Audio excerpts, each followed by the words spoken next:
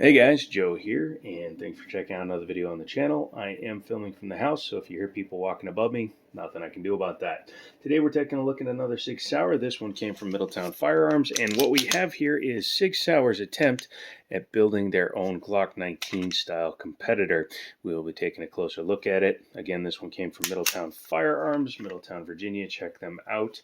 Chambered in 9mm with a 15-round capacity. Shares a lot of dimensions outside of width. It's a little bit thicker than a Glock 19, but shares a lot of things in common, but has a lot of differences. Now, Sig Sauer wanted to create a firearm that could be in the same size range as a Glock 19, but still be Sig in terms of build quality and design. And unfortunately, they fell a little bit flat. The gun is still in production, but it's never been one of their more popular lines. Before we dive into that, let's take a look at the box.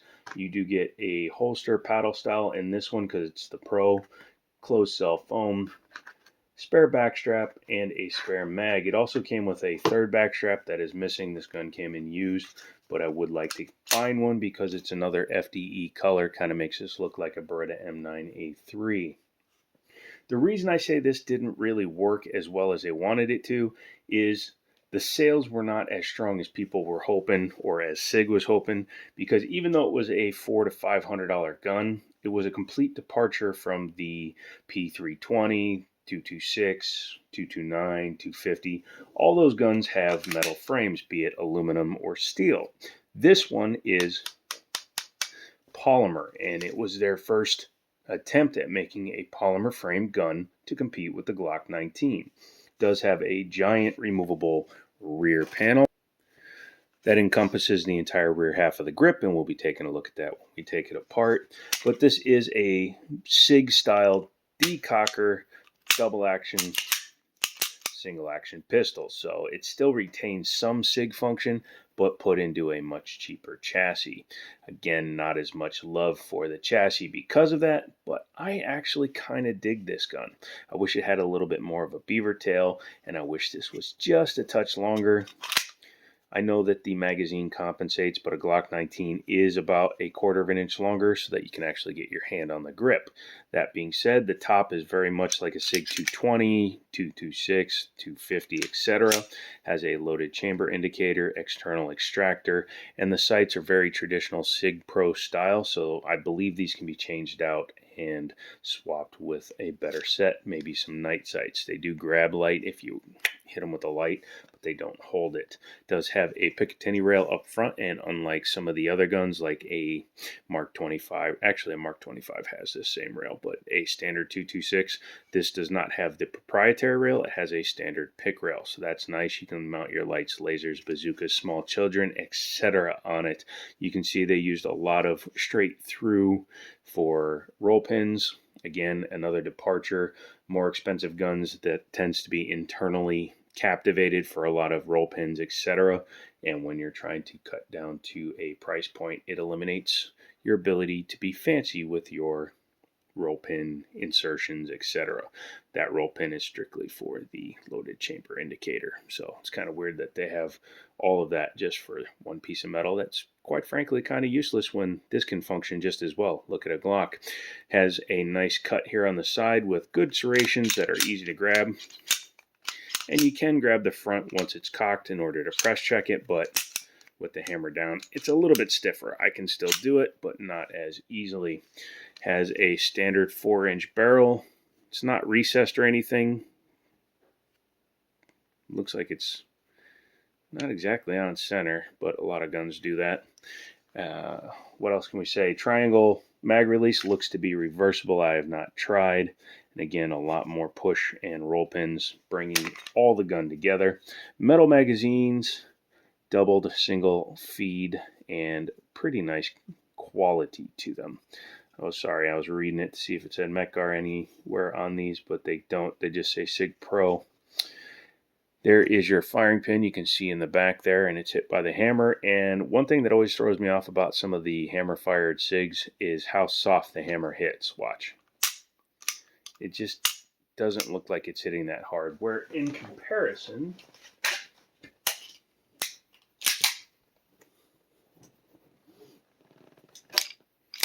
my daily carry 1911. When this hammer goes forward, you'll see it just stops. No bounce. Just stops. I would prefer that versus that. Let's talk about the trigger feel since we're already there. Double action is pretty smooth. Just kind of goes. I was about to try to reset it for double action because I'm a dingus. But yeah, no half cock to it. It's just down or back. So it's revolver style. You just pull all the way through and it breaks. Reset is all the way out. Single action is... Ooh, that was a false reset. I don't know if you heard it the first time. There was a little right there. That wasn't a reset. Reset is right there. Pretty short still and pretty nice. Now that does bring up the difference between a double action and a single action. A double action is a gun that when it is cocked can be decocked safely so that it goes into a double action. Now a 1911 is the definitive definition, that's alliteration for you, of a single action trigger. It does nothing unless the hammer is cocked. And once the hammer is cocked, there is no safe way, or technically no safe way, to drop the hammer and get it into a safe position other than pulling the trigger. Now, I know some of you will say, no, that's not true. You could always just do this and drop it manually, and you can. And it's okay for somebody that has experience, but I would never recommend to a new shooter that, hey, just grab your hammer and just hope that you don't drop it, because let's say that you don't know what you're doing, you could set it off. So it's a much safer system, and since this gun has no external safeties on it, it's the way I would recommend carrying this gun, which is decocked, hammer forward, hammer home, hammer up, however you want to put it, and ready to rock. Another benefit to a double action gun is you can do that as much as you need to. So if you have a dud round, you can fire it or attempt to fire it as many times as you wish. Has some checkering and serrations on the front strap here. Pretty nice, pretty grippy. If you were wearing gloves especially, you'd be able to grab it, and the trigger guard is pretty generous so that you can get your hand in there and pull the trigger. The takedown, or excuse me, the slide lock slide release is quite long, which is another thing that you don't normally see. Most slide lock slide releases you can see are at the end of your thumb. Even on a Glock, it's usually a little bit more forward. So you have to do that. And yeah, they're my guns. I can drop a slide on an empty chamber if I want to. And then you're good. This one is a lot further back. You can actually see it's almost where a safety would be. However, it's quite large, so I find it's easy for me to hit. The downside to having one there is when I run a 1911, I run my thumb up on the safety because you don't want to accidentally engage it. When I run a gun like this that has an extended slide lock but no safety, my thumb naturally wants to go there. I need to do more practice with keeping my thumb over here. I've seen other shooters that do that, and they're quite good at it, so I think that's something I have to practice in the future, but that's something to keep in mind. If the gun fails to lock back, pay attention to where your thumb is because it may be you. Mag release works really well. Mags are drop-free. Can't go in backwards, so that's good. But yeah, they are a drop-free design, so once you hit it, there you go. Let's go ahead and talk about this back piece. If you look inside here, you'll see there's a black tab in there. What you have to do if you want to take this off is you have to, I don't know if I can do it with this one because it's not strong enough. You have to grab a piece of metal, push in just a little bit, and then you can pull that off. Do be careful because you do have your hammer spring and everything back here. You don't want to accidentally dislodge anything. You'll see that it is just held in place by the base down here. But it's very easy to change out, which is very nice. Smack it back into place, and you're good to go. Pretty nice, right? Let's go ahead and take her apart. To do that, obviously I've been pulling the trigger a bunch, so it's obvious it's clear. But you need to bring it back to this notch here, and then hold it. And this is, I'm not a fan of guns that do this bull crap. You have to hold it and then use something to push it out. Now, if you have super strong hands, you may be able to take that apart by yourself, but I do not. Taking the guide rod out, Oh yeah, sorry. This one has a detent on the back that goes into the bottom of the barrel, which I will show you real quick. This has a cam style, enclosed link style, has a pretty nice finish to the barrel there. I have fired it one time. I really didn't spend much time with this gun. In fact, it is actually Daniel's now. I traded him for something, but that's pretty nice. But on the back of the guide rod, you see that little indentation or extentation. The bump actually locks in back here underneath the barrel to hold it in place, which is pretty nice design. Looking inside there, you can see it's got a little bit of powder from the last time it was fired. There's your drop safety for your firing pin. Yeah, not bad. Not bad at all. I might clean that before I give it back to him. In fact, let's just do that real quick.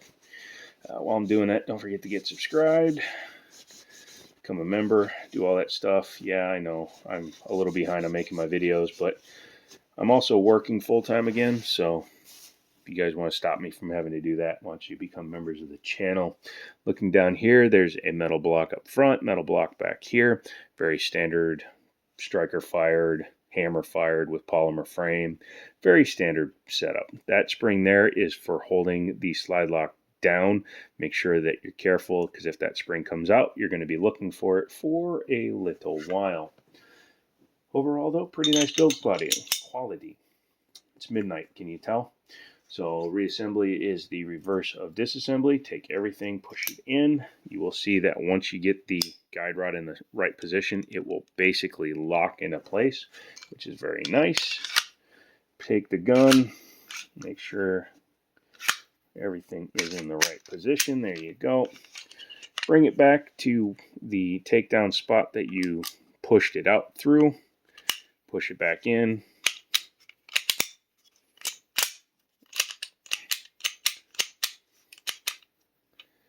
Oh, damn it.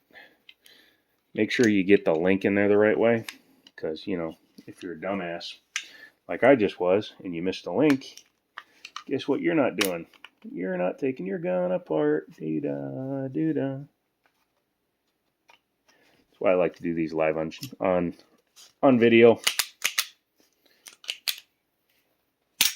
There we go. Sorry about that. It's kind of like a 1911.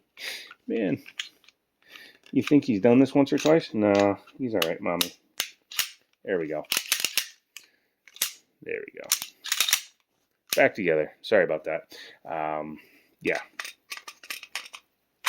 Hey, at least when I make mistakes, I don't cut away from them. Usually on these one takes, they're pretty much all done in one shot, even if it takes me 14 times to do it. Anywho, that is the Sig Sauer Pro SP2022, however you like to call the designation. Is it a good gun? Seems to be. The one time I shot it, it shot pretty nicely. I may try to get to the range with it a little bit more this year.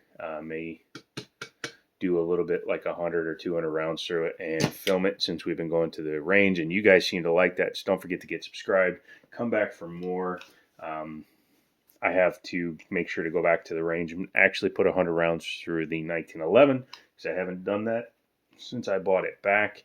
If you want to hear more about that story, just let me know down below. And become a member, subscribe, all that good stuff. Super thanks are a great way to help the channel. You can just toss me a couple of bucks. Help me pay for some of the stuff on the channel so I don't have to sell it. And we will continue growing the channel in 2023. That's what I like to see from you guys. So come back for that. Come back for more. My name's Joe. This is The Jiminy Show. And as always, I'll talk to you later.